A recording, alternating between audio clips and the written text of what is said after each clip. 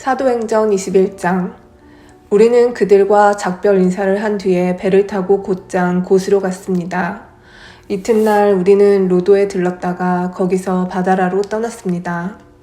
그곳에서 우리는 베니게로 가는 배를 만나서 그 배를 타고 떠났습니다. 키프로스 섬이 눈앞에 나타났을 때 우리는 그 섬을 왼쪽에 두고 시리아로 가다가 두로에 배를 댔습니다. 그곳에서 배가 짐을 풀기로 되어 있었기 때문입니다. 우리는 두로에서 신자들을 만나 일주일을 그들과 함께 지냈습니다. 그들은 성령께서 알려주신 대로 바울에게 예루살렘에 가지 말라고 만류했습니다. 그러나 그들과 함께한 시간이 다 되자 우리는 그곳을 떠나 여행길에 올랐습니다. 모든 신자들이 아내와 아이들을 데리고 도시 바깥까지 나와 우리를 배웅해 주었습니다. 우리는 모두 바닷가에서 무릎을 꿇고 기도했습니다. 서로 작별 인사를 나눈 후 우리는 배에 올랐고 두로 지방의 신자들은 각자 집으로 돌아갔습니다. 우리는 두로를 출발하여 항해를 계속하여 돌레마이에 이르렀습니다.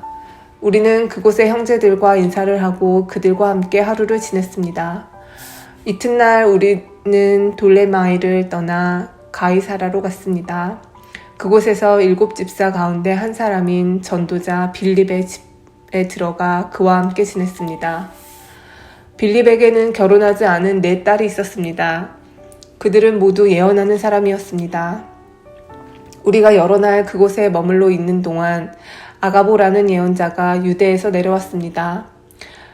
그가 우리에게 와서 바울의 허리띠를 가져다가 자기 손과 발을 묶고 말했습니다. 성령께서 예루살렘에 사는 유대인들이 이 허리띠 임자를 이와 같이 묶어서 이방인들에게 넘겨줄 것이라고 말씀하십니다. 우리는 그 말을 듣고 그곳 사람들과 함께 바울에게 예루살렘에 올라가지 말라고 간곡하게 말했습니다. 그때 바울은 이렇게 대답했습니다. 어찌하여 그렇게 울면서 나의 마음을 아프게 하십니까? 나는 예루살렘에서 묶이는 것뿐만 아니라 주 예수님의 이름을 위해 죽는 것까지도 각오하고 있습니다. 바울이 우리의 권함을 받아들이려 하지 않았기 때문에 우리는 주님의 뜻대로 되기를 바랍니다. 라고만 말하고 더 이상 아무 말도 하지 않았습니다.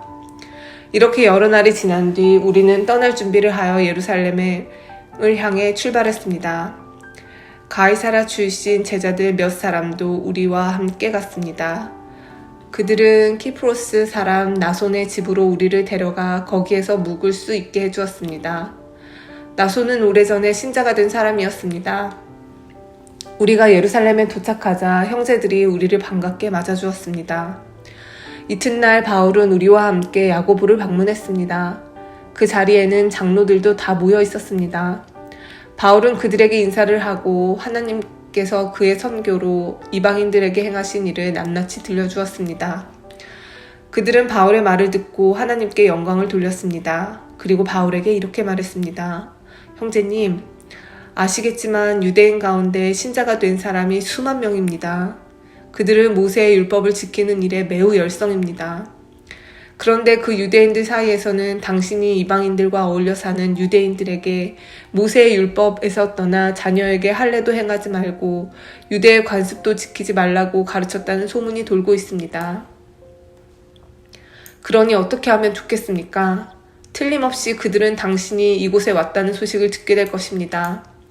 그러니 우리가 일러주는 대로 하십시오. 우리 중에 하나님께 서약을 한 사람이 4명이 있습니다. 이 사람들을 데리고 가서 함께 정결 의식을 행하십시오. 그리고 형제께서 그들의 머리를 깎는 값을 대주십시오. 그러면 그들이 그대에 대한 소문이 모두 사실이 아니고 그대도 율법을 지키며 살고 있다는 것을 알게 될 것입니다.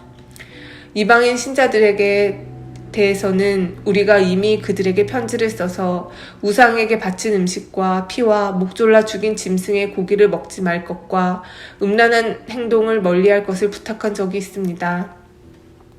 이튿날 바울은 그 사람들과 함께 정결 의식을 행하였습니다. 그런 뒤에 그는 성전뜰로 가서 정결 의식이 끝나는 날짜와 그 날에 각 사람을 위해 예물을 바칠 날짜를 신고했습니다. 7일이 거의 끝나갈 즈음에 아시아 지역에서 온 유대인들은 바울이 성전뜰에 있는 것을 보고 무리를 충동질하여 바울을 붙잡았습니다. 그 유대인들은 이렇게 소리질렀습니다. 이스라엘 동포 여러분, 좀 도와주십시오. 이 사람은 가는 곳마다 우리 백성과 모세의 율법과 성전을 거스르는 말로 모든 사람을 가르치는 사람입니다. 더욱이 지금은 그리스 사람들을 성전 안으로 데리고 와서 이 거룩한 곳을 더럽혀 놓았습니다. 그들이 이렇게 주장하는 것은 그들이 전에 에베소 사람 드로비모가 바울과 함께 예루살렘에 있는 것을 본 적이 있었으므로 분명히 바울이 그 사람을 성전 안으로 데리고 들어왔을 것이라고 생각했기 때문입니다. 그러자 온 도시는 시끄러워지고 사람들이 몰려와 바울을 붙잡아 성전 바깥으로 끌어내었습니다. 그리고 바로 성전 문이 닫혔습니다. 그들이 바울을 죽이려 하는 순간에 예루살렘 도시 전체에 폭동이 일어났다는 보고가 로마 군대 천부장에게 전달되었습니다. 그는 즉시 백부장 몇 명과 군인들을 거느리고 군중들에게로 달려갔습니다. 폭도들은 로마 군대 천부장과 군인들을 보자 바울을 때리던 것을 멈추었습니다. 천부장은 가까이 가서 바울을 체포했습니다. 그리고 군인들에게 바울을 쇠사슬 2개로 묶으라고 명령한 다음 그가 누구이며 또 어떤 일을 했는지를 물었습니다. 그러자 군중들은 너도 나도 소리를 질러대며 대답하는데 그들의 말이 저마다 달랐습니다. 천부장은 사람들의 아우성치는 소리에 이 사건의 진상을 알 수 없어서 군인들에게 바울을 병영 안으로 끌고 가라고 명령했습니다. 바울이 층계에 이르렀을 때에는 군중들의 폭행이 너무나 격렬했기 때문에 군인들이 바울을 호위해야만 했습니다. 군중들은 바울의 뒤를 따라가며 계속해서 그를 없애버려라 하고 소리쳤습니다. 바울이 병영 안으로 끌려갈 때 그는 천부장에게 천부장님께 한 말씀 드려도 되겠습니까? 라고 물었습니다. 천부장이 대답했습니다. 그리스 말을 할 줄 아는가? 당신은 혹시 얼마 전에 폭동을 일으키고 테러범 4,000명을 거느리고 광야로 나간 이집트 사람 아닌가? 바울이 이렇게 대답했습니다. 아닙니다. 나는 길리기아 지방의 다소에서 태어난 유대인이며 그 유명한 도시의 시민입니다. 제가 저 사람들에게 말할 수 있게 허락해 주십시오. 천부장이 허락하자 바울은 층계 위에 올라서서 손을 내저 무리를 조용하게 했습니다. 잠잠해지자 바울이 히브리 말로 연설했습니다. 사도행전 22장. 저의 아버지와 형제가 되시는 여러분, 이제 제가 해명해 드리겠으니 잘 들어주시기 바랍니다. 그들은 바울이 히브리 말로 연설하는 것을 듣고는 더 조용해졌습니다. 바울은 말을 계속했습니다. 나는 유대인입니다. 길리기아 지방의 다소에서 태어났지만 이 도시에서 자랐고 가말리엘의 제자로서 그 밑에서 우리 조상의 율법대로 엄격한 교육을 받았습니다. 나는 오늘 여기 모인 모든 사람들처럼 하나님에 대해 열심히 있었습니다. 나는 예수의 도를 따르는 사람들을 핍박하여 그들을 죽이기까지 했으며 남자든 여자든 가리지 않고 그들을 붙잡아 감옥에 넣었습니다. 대제사장과 모든 장로들이 내 말이 사실이라는 것을 증명해 줄 것입니다. 나는 그들에게서 다마스커스에 있는 형제들에게 보내는 공문서를 받았습니다.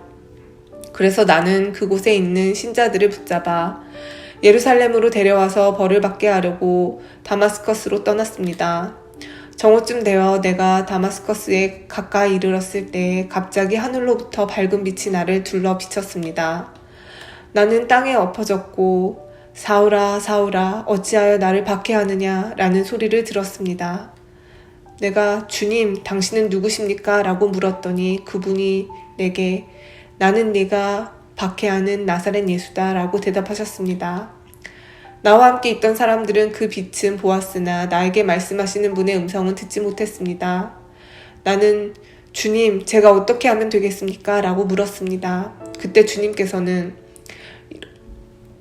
일어나 다마스커스로 가거라. 거기에 가면 네가 해야 할 일 모두 일러줄 사람이 있을 것이다 라고 대답하셨습니다. 나는 그 빛의 광채 때문에 앞을 보지 못하게 되었습니다. 그래서 나와 함께 가던 사람들의 손에 이끌려 다마스커스로 들어왔습니다. 다마스커스에 아나니아라는 사람이 있었습니다. 아나니아는 모세의 율법을 따라 사는 경건한 사람이었으며 그곳에 사는 유대인들에게 존경을 받는 사람이었습니다. 아나니아가 나를 찾아와 내 곁에 서서 사울 형제 눈을 뜨시오 하고 내게 말했습니다. 그 순간 나는 눈을 떠 그를 보았습니다. 그때 아나니아가 말했습니다. 우리 조상의 하나님께서 오래전에 당신을 택하셔서 그분의 뜻을 알게 하셨고 그 의로우신 분을 보게 하시며 그분의 입에서 나오는 말씀을 듣게 하셨습니다. 당신은 모든 사람들에게 당신이 보고 들은 것을 전하는 그분의 증인이 될 것입니다. 그러니 이제 무엇을 더 기다리겠습니까? 일어나 세례를 받으십시오. 그리고 그분의 이름을 부르십시오. 그러면 죄의 사함을 얻게 될 것입니다. 그 후 내가 예루살렘으로 돌아와 성전들에서 기도하고 있는 도중에 어떤 환상을 보게 되었습니다. 그 환상 중에 주님을 보았는데 주님께서 내게 말씀하셨습니다. 서둘러 예루살렘을 떠나라. 이곳 사람들은 내가 나를 증언하는 것을 받아들이지 않을 것이다. 그래서 나는 대답했습니다. 주님, 이들은 제가 여러 회당을 돌아다니며 주님을 믿는 사람들을 잡아 감옥에 가두고 때리기까지 한 일을 잘 알고 있습니다.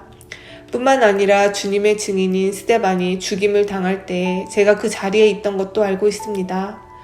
저는 그때 거기에 서서 그들이 스데반을 죽이는 일에 찬성했으며 그를 죽이는 사람들의 옷을 맡아 주기도 했습니다.